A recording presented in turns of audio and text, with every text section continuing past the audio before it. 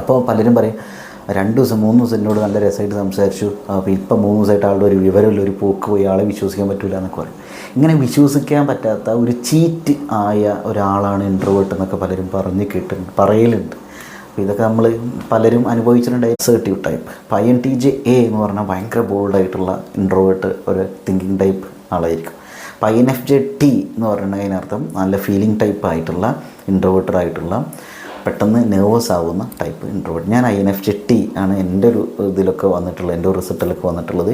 പിന്നെ ഇതിൽ വേറൊരു കാര്യമുണ്ട്, എനിയാഗ്രാം നമുക്കറിയാം. ഇപ്പോൾ 8 Wing 9 എന്നൊക്കെ പറഞ്ഞാൽ വളരെ കോംപ്ലിക്കേറ്റഡ് ആയിട്ടുള്ള, വളരെ ഡിഫറെൻ്റായി യുണീക്കായിട്ടുള്ള ഒരു ടൈപ്പ് എനിയാഗ്രാം 8 Wing 9. നമ്മൾ വേറൊരു കാര്യം പറയട്ടോ, നമ്മൾ ഈ എനിയാഗ്രാമിൽ ഇപ്പോൾ 4 ഉണ്ടാവും, ചിലർ 5 ഉണ്ടായിരിക്കും, അങ്ങനെ പലതരത്തിലുള്ള എനിയാഗ്രാം സംഭവങ്ങളൊക്കെ ഉണ്ട്. അപ്പോൾ അത് നമ്മുടെ ഒരു ക്യാരക്ടറിനെ നമ്മളിങ്ങനെ കാര്യങ്ങൾ അപ്രോച്ച് ചെയ്യുന്നു, നമ്മളതിൻ്റെ ഒരു കാര്യത്തെ ഉൾക്കൊള്ളുന്നു, ഇതിലൊക്കെ